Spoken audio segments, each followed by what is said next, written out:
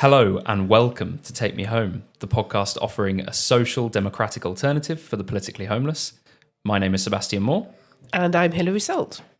And we are filming again today. We're going to keep doing this despite the fact that we are novices when it comes to absolutely, and we still have no hair and makeup for me. Right, I know. Maybe they're late coming, but the office is just a mess of cables and cameras. And Don't tell them stuff. that. No? Don't tell them that. Behind this, it just looks beautiful. I can see Old Trafford though. Yeah, and the blue sky. Blue Yes. sky in Manchester today. Right, it's a delight. So today we're going to be covering a couple of news items. For anybody that wasn't listening last week, we're doing the news now in a separate episode. So today's episode will just be two news items that Hilary and I have picked out to discuss. We will then have a separate episode where we're joined by a guest to talk about some solutions to a particular political problem. And this week we'll be joined by Stephen Balloch, who's the chair of the SDP. And remember that Culture Club is also in the separate episode as well. Yeah, I don't big Culture Club up enough, do I? Well, I hesitate to say you're not very cultured, Sebastian. I'm trying to be. You're trying. Yeah, absolutely. Absolutely. Okay, so the news today, you're going to be talking about? The energy price cap, which I don't know if you had the radio on this morning, but it was all over the news this morning. And you're probably not as geeky as me in that you don't probably look at all the things like Martin Lewis and the financial pages of the newspapers. But there's a huge debate about things like whether you should cap your, whether you should change your energy tariff and so on. I'm not going to talk about that. I'm going to talk about the cap as it is. I'm amazed you think I have a radio. Okay. I knew you didn't have a television. I thought you might have a wireless, as we used to call them. No, I haven't listened to the radio in a few years. I remember going to my dad's at one point, and my dad was talking about the wireless. And for my sons, wireless means something quite different. Right. For my dad, it's a radio. For them, it's the Wi-Fi. But it wasn't a wireless radio. No, it was a plugged-in radio. Seems like a bit of an oxymoron to me. I think it's because they had... oh gosh, what are the things that they put in amateur radio called? When you build your own radio, you have a lot of things in there that are not wires. And I can't remember what they are, sorry. Okay. Somebody will write in and tell us, I'm sure. And I'm going to be talking about Ukraine, because that seems to be the Yeah. big story at the moment. And shall we kick off with Ukraine? I don't know. Which I don't one do you mind. want to kick off with? I don't mind which way we go. We're establishing this little division of labour, aren't we, where you do the Yes. big global things and I do the dead geeky stuff. Yeah, I think it works to an extent. Yeah. So Ukraine is it's always in the news, obviously. Yes. And that will pick up at certain times. And at the moment, it is particularly prominent in the news for a couple of reasons. Particularly one, Donald Trump. Indeed. Because Donald Trump, if there's anything you can say about him, he likes being in the news. He does, yeah. And he manages to get himself in the news probably on a daily basis, which is pretty good going. And probably we should just say, maybe before we start dipping into the kind of big global politics aspects of this, that, clearly it is a human tragedy as well. And it's hard not to get too involved in a kind of soap opera attitude towards it. But we should remember that it people are dying on a daily basis. Yes, no, you're quite right. I think it's easy for us, certainly here in a warm office, in a safe country, to speak about it in quite a glib way. Yeah. It's a tragedy. Yeah. And I think everybody can agree on that, no matter what side you take in terms of the Ukraine-Russia war. So it's almost difficult to know where to start with Ukraine, because there's constantly stuff happening. And something we were just talking about before the podcast is that everybody's got an opinion, everybody comes out with stuff, and before you've even had time to kind of check whether there's any truth to those facts, it's moved on, and the agenda's moved on, because we live in this constant news cycle. Yes. And it's hard to even remember what happened last week. Yeah. So the news at the moment is that Ukraine and the US have signed this rare earth minerals deal. And the reports suggest that what that means is that any future exploration of these minerals, the US will get 50% of the proceeds. Extraction, I think you maybe. Exploration, you said extraction. Extraction. I think selling it is important, isn't it? Yes. Making money from it. Yeah. So the US will get half of any of the revenue. Now, something we were talking about beforehand is, what does that mean? Does it mean 50% of the profits? Yeah. And we think it probably means 50% of the profits. Yes. Now, it's not obvious what Ukraine gets in return for this. Trump has said that the US has been giving all of this money to Ukraine and all of this military aid and has nothing in return. So this is his chance to sort of sell to the US this idea that the US is actually getting something in return. And he said that what this offers Ukraine is a chance to fight on. So he's basically said, if you want to fight on, you've got to give us something back. Yeah. Now, Ukraine have said that this was actually their deal, so their idea, this deal. Oh, right, okay. So somebody's just come out, literally in the last couple of hours, one of their officials, and said, this was our idea of giving I missed that. the US some money. So it's along with that, we've had all of the stuff with Trump and Putin in terms of bringing the Russians to the negotiation table. Yeah. Now, this has caused a huge storm because Trump has said a few things about Zelensky and about Ukraine Yeah. that suggests that some of the reports about him being very pro-Putin in the lead up to the election in the last few years do have some accuracy to them because he's being incredibly deferential to Russia. He's called Zelensky a dictator, hasn't he? Exactly. Because he's not had elections. Yeah, so the thing with the elections is that Zelensky's term as president ended in May 2024. Yeah. But under martial law, according to Ukrainian law, they can't have fresh presidential elections. And martial law is being extended every 3 months. So the parliament extends it every 3 months. And some people in America have said, we had elections during the Second World War. But I think that's very, very different because America wasn't being bombed. Mainland America wasn't under attack constantly. Yeah. And if you look at the UK, which was much closer to a lot of the fighting and was being bombed during the Second World War, they did hold off the elections and they had a national coalition. So that's right, yes. I think it's easy.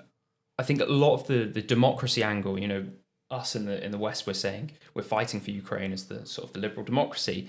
I think that's there is a challenge to that in some ways because I think Ukraine isn't as strong of a democracy as the UK is, but also some of the attacks from the other side, from sort of, let's say, the Trump wing, are a little bit unfounded, I think. I agree. I think it will be very tricky to run an election campaign when you're fighting a war. Exactly. So I wanted to just share a few details about the war and about the money that's gone to Ukraine. Because it's easy, like we were saying, for all of this to happen and we kind of get lost in, we forget the kind of big picture of what's happened so far. Yeah. So, for example, the military aid. So since Russia invaded in February 2022, the CNN have said that the total aid that's gone to Ukraine is $380 billion. Okay. Now, it's complicated and it's very difficult to find exact figures. Part of the reason for that is that the aid isn't necessarily in cash. Right? Yeah. It comes in many different ways. A lot of it will be defense equipment. Yeah. Now, how do you value the defense equipment that you're sending? Tricky. And every country has a different way of measuring that. So the Americans' way of measuring it is very different to the British way of measuring the value of the military aid that we're giving. Yeah. And some of, a lot of people will say that a lot of the equipment we're sending is actually quite old stuff that we wanted to replace anyway. Okay, yeah. So there's, again, a complete rabbit hole to go down with regards to that. So within that $380 billion, there's $120 billion of that is military aid. Okay. So to put it into perspective, do you know what the UK defence budget is?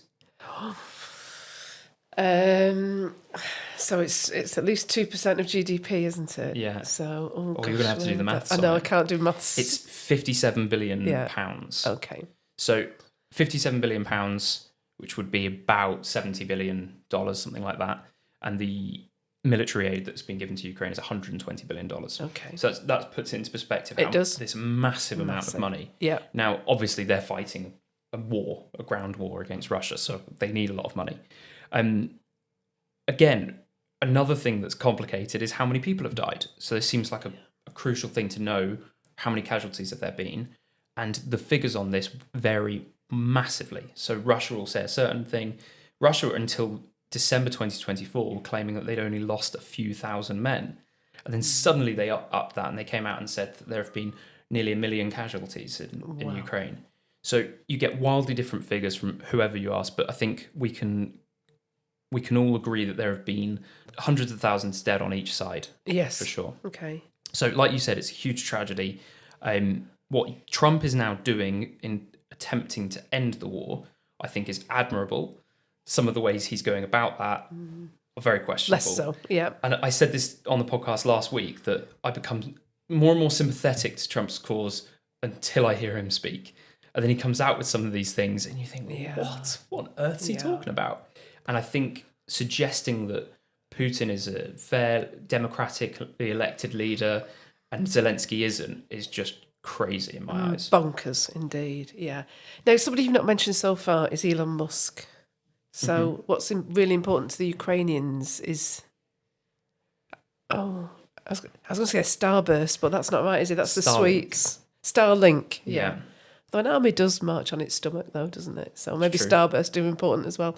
Starlink is the thing that they are relying on for all their communications, isn't it? And Elon Musk has kind of dialed up the pressure by saying he might withdraw that. Is that right? I've not heard about that. Okay, so I mean, this is one of those areas, isn't it, where exactly when is Musk behaving like part of the government and when is he behaving like a private citizen? That's kind of I find that really confusing. This is multifaceted, and we've talked many times about how complex political issues become reduced to this false binary where you're either pro-Russia or a pro-Russia sympathizer or you're pro-Ukraine, pro-war. Yeah. And it's complex. And I think Trump coming out and everything that's happened in the last couple of weeks have sort of unearthed a few of those fault lines. Yeah. And until now, the West has sort of seemingly been on the same page with this, where they're just saying we need to constantly give more and more money to Ukraine because they need to defend their sovereignty, etc. And whilst I think Trump is dangerous in many ways because he's so careless with the things he says, I do think it's a good thing that he's attempting to get both sides to the negotiation table, because since February 2022, many of us have been aware that the only way this is going to end is for both sides to come to the negotiation table, because you have Russia that is fully committed to this. There is no escape plan for them. And you have Ukraine that is supported by the West with billions of dollars of military aid. So this is just going to continue being a bloodbath where more and more men are going to die. And the only way for this to end is for there to be some negotiation. Now, the difficulty with that is you have to give Russia enough so that they say, yeah, fair enough, it was worth it to go into Ukraine, and Putin can turn to his population and say, yeah, that we did the right thing in invading, but also not enough to suggest that it was right for him to invade. And this is the really difficult thing, because what is so important with this is that whatever the negotiation settlement is, we don't say to the world, it's fine just to go and invade a sovereign neighbour. And that is the challenge for the leaders. And you're saying you kind of welcome Trump's involvement in this. I guess the one-sidedness of it just feels that he's putting a lot of pressure on Ukraine. It doesn't feel like he's putting very much pressure on Russia. Do you think that's happening behind the scenes? I don't know, but what I would say is that you have to get Russia to come to the table. Yeah. And he's doing that. And I do think there needs to be some sort of deference to Russia in order to accept the fact that we have to kind of get to a peace deal, right? And he said certain things. You know, Pete Hegseth came out and said it's very unlikely we're going to go back to pre-2014 borders, which is great because everybody knows that. Anybody sensible knows that. Yeah. Ukraine are not taking all of the invaded territories back as well as Crimea. That is not happening, right, in any rational world. So to come out and say that, it gives something to Russia, but it's just acknowledging reality, and I think we need a little bit more of that. Where Trump is interesting then is, and I was having this argument with some friends recently about why Americans, or certainly why a lot of Americans support Trump is because a lot of people care more about what he does than what he says. Yeah. And the anti-Trump people always come out with things and say, he said this, he said that. And I think, yeah, but they don't care so much about that. They understand that he comes and says crazy things, but it's what he does that is important to them. Now, there's a slight change from that, and I was listening. Can I shout out another podcast? Can I? Yes, you may do. Yes, So we'll let you do that. Spiked. Yes, Spiked yeah. did a podcast just this week gone, and Jacob, forgetting his surname, who works in Brussels. Yes. I can't remember his surname. Oh, yeah. Apologies, Jacob. Yeah. He made a really good point, which is that in foreign policy, what you say is important. And what you say is almost what you do, really, because you're making claims that then will affect the actions of other governments. Yes. So this is where foreign policy, I think, is different to domestic policy. And whilst in America, Trump can come out and say crazy stuff, but then does things and you judge him on his actions, Yeah. I think we do have to judge him on what he says when it comes to foreign policy, because that does affect the actions of other countries. I mean, I don't know if you saw, but Keir Starmer was suggesting that we might send troops to Ukraine. He was, yeah. To me, is very, very scary. Absolutely. I don't think there's any reason why British troops should be going and fighting in Ukraine. Agreed. And then Ed Davey, who, peacekeeping. of course, they will use this language, but Yeah. for me, it's scary. Ed Davey comes out, and even though he's the leader of an opposition party, he comes out and suggests that this should be a vote in Parliament, and anybody would back it because we need to have, troops going over there and fighting. And Ed Davey becoming a warmonger was not on my 2025 bingo card. Indeed, absolutely. But there you go. Yeah. So I think you started off talking about the minerals deal. Yeah. We've kind of strayed quite a long way away from there, Yeah. but your view is it that the mineral deal will be a key part of how this gets resolved, how we reach some kind of peace? Potentially. I mean, I think here's the good side of what's happened in the last week or 2 weeks is that Putin is coming to the negotiation table, and that is required, whether we like it or not. Trump has said some quite outlandish things. Yeah. And Zelensky is making a deal with Trump on the rare earth minerals. So the most important, most powerful country in the world is managing to have conversations and negotiations with both Ukraine and Russia. And I think that is a much better place than what we could be in. Yeah. So kind of watch this space, I think. Yes. Yeah. Yeah. Okay. Let's get on to more domestic issues. So the energy price cap. Now, just before you start on this, this is another one of those issues where, to me, I just don't get any of it because as a consumer, yes, I pay my energy bill. I have no idea what I'm paying. I don't know why I'm paying that amount. And then you see news stories like the one this week about the energy price cap being raised in April. Yeah, and I think many people are just like you, don't really pay it very much attention, but perhaps do notice when there's less in their bank account at the end of the month when they've paid all their standing charges and direct debits than perhaps they were used to. So I think that's how it hits people, really. That's when they do notice it. So the energy price cap is the amount that government have set as the maximum that suppliers can charge on their default tariff rate. Now, I think it causes a lot of confusion because the figure that's generally quoted to say what is the energy price cap is the cost for a typical household. So it's not the cost that anybody pays, except by happenstance if you happen to be the typical one. So the number that's often quoted is this typical number, and the number that it's going up to from April is £1,849. So you could be paying more than that or less than that, depending on how typical you are as a household. So if you're a much bigger household, you're paying more than that. If you're much smaller, you pay less than that. But this cap is the amount that's set that kind of determines how much they can charge per unit of electricity and as a standing charge, so that you get to this number for the typical household.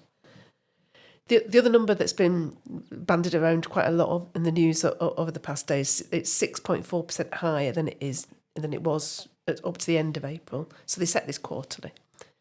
But in reality, in inflation terms, we generally compare prices now with what they were a year ago. And if you do that comparison, the new number is 9% higher than it was a year ago. So you probably noticed that January inflation was higher than expected, 3.9%. Of course, I noticed that. Yes, I'm sure you did, yes. Now, households spend about 10% on energy. So if that bit of what they're spending is 9% higher now, or in April, than it was a year ago, that's going to feed through to inflation. And you need everything else to either go down or stay the same for, that not to drive inflation higher. And also just note that the cost of energy affects the cost of everything. So it's not just the cost of your energy bill. If energy prices are higher, then people growing tomatoes pay more to keep the greenhouse from freezing overnight. So the cost of tomatoes goes up. Everything, is affected. It's not just about domestic electricity charges. So I'm guessing the question you're thinking is, why has it gone up? Yeah. So the kind of absolutely straightforward answer to that, the direct reason why it's gone up is because the way that the price cap is set, which is set out in regulations, is based on the cost to suppliers of supplying the energy. So in other words, it's based on the international price of energy, which is largely gas. Generally talking about gas. Gas for the UK is still about 40% of our energy. So gas is not, when we talk about gas being our energy, it's not just gas in terms of gas boilers and, employers, so businesses using gas. It's the fact that a lot of our electricity is generated using gas. So gas makes up about 40% of our energy usage. And international gas prices are rising, partly linked to the point you've been talking about. So the Russia-Ukraine war, and Russian gas is still being supplied to Europe, but some of those pipelines were turned off quite recently. Bit of a debate, I think, about the extent to which the sanctions that the EU has imposed on Russia are really being followed. And I think we covered this in a podcast a while ago, didn't we, about they're routing gas a different way to effectively mean that the EU can still use Russian gas. So that is all. That's the reason why, if you ask, for example, off Gem, why has the energy price cap gone up? It's because international gas prices have gone up. But if we kind of dig a little bit underneath that and say, why is it that international gas prices are affecting the cost that we pay for energy? The reason is because we do still import quite a bit of gas. So, gas prices are important. But also, even to the extent that we have gas that's supplied in the UK, that is, available in an international market. So you can't expect somebody who is providing gas in the UK to sell it in the UK for less than if they sent it to France. So, you can't even you can't even protect the price of UK made gas. So international prices are going up. So what that means is that the kind of way the formula works pushes the price cap up. So the price cap is just an attempt to limit the profits that energy companies are making. Correct. Because it's not saying you cannot charge more than this. It's saying if energy is costing more, we're going to raise that. So we're just going to limit the amount that you can take off the top. That's right. And was this brought in under Liz Truss? It was. And remember, at that point, prices were changing really quickly. They were very, very volatile. And what that meant was that there was a period at that time when, because this is only set quarterly, energy suppliers were then actually having to buy power at a higher price than the cap. And therefore, in other words, the government was subsidising households because, they weren't allowed to charge actually what it had cost them to provide that energy. Okay. Now it's more of a profit limiter, although at one point it was a direct subsidy. But the subsidy was going from the government to whom? To households. But the households were paying less for energy than it was costing the energy providers. Correct. So exactly. how were the energy providers doing that? So, in other words, the government was saying you can only charge the householder this much. Yeah. They would give the difference to the energy I companies, see. but effectively it was households who benefited from it. And that doesn't happen anymore. No, it's just really a profit limiter. But we didn't have a price cap before Liz Truss, or did we? No, we didn't. No, Okay. no. This was all about. I don't know if you can remember back then, but the whole the Ukraine-Russia war and other global instabilities just made the price of fuel really rocket, and I think everybody was worried about, whether they would be able to keep the lights on effectively. So it was brought in under Liz Truss, the Libertarian. Yeah. It's a weird political world we live in, isn't it? It's a very weird political world we live in, yeah. But getting back to energy, if you don't mind. Yeah. What are some of the things that might have helped and make this not as much of an issue for us? So if you look at France, for example, energy prices in France are not anywhere near as high as they are here. And that's because they have quite a significant nuclear provision of energy, which we haven't done. And I welcome the fact that we are diversifying our energy supply and we're using some wind and solar power. But when you rely on those intermittent power sources, you always have to have gas as well as a backup. Yeah, and what you mean when you say we haven't done that with nuclear is we did do that, but we've stopped doing it. Absolutely, yeah. Which is crazy. Yeah, I think that we agree on that, don't we? There was a point in January, I think the first couple of weeks in January, when we had a really close, near miss, you might call it, when we had no wind, but it was very, very cold. And the gas suppliers were charging about 100 times the average price to fill in for that fact that, there were there was no power coming through that wind provision.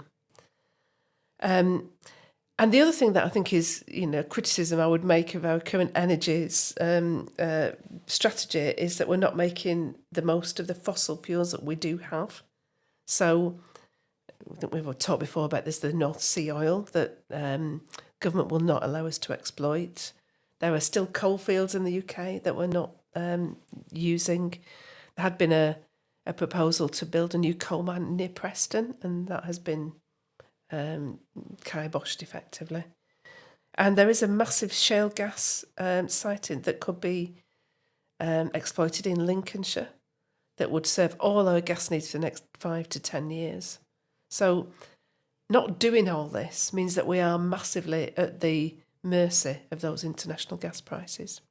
And at the mention of the words fossil fuels, we've just lost a few listeners. Probably, yeah. But of course, you're saying we should be using our own fossil fuels rather than importing them from elsewhere, because these green policies of, it's great to say we don't use any fossil fuels here until you then have to go and import them anyway because you have to in order to provide for your energy needs. Exactly, yeah, and we've not provided the alternatives.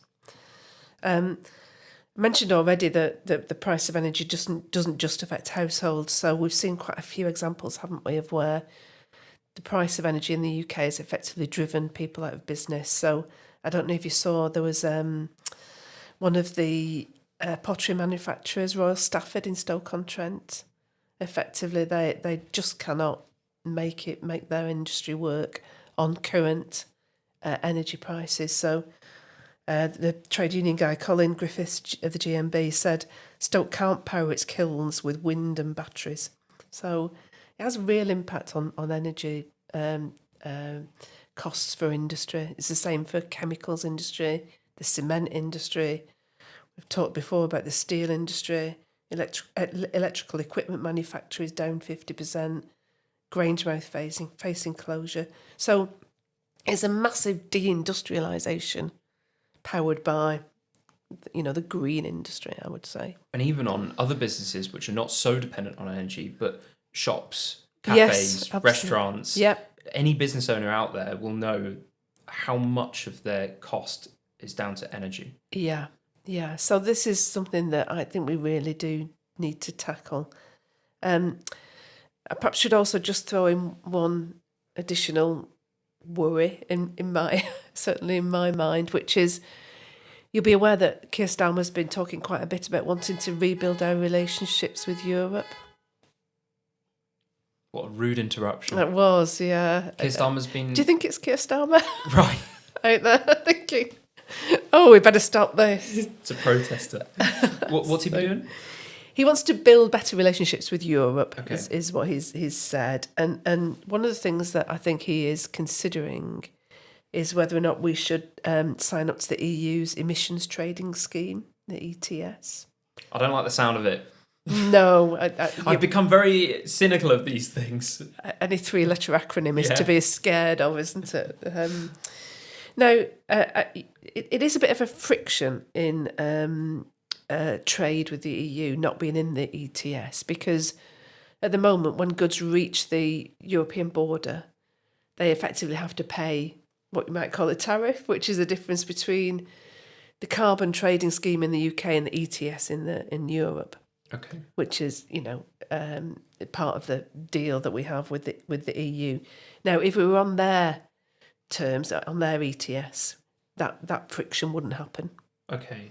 And is this carbon thing, is it like a cap and trade thing? Yeah, it's where if you want to manufacture and produce carbon, you have to effectively buy the license to do that, and you can trade those abilities to produce carbon. Okay. Now, I think that's bad enough, the idea that we might sign up to the European ETS, but there's now also talk of an ETS2, it's like the kind of second version of ETS 2.0, which will be even more stringent.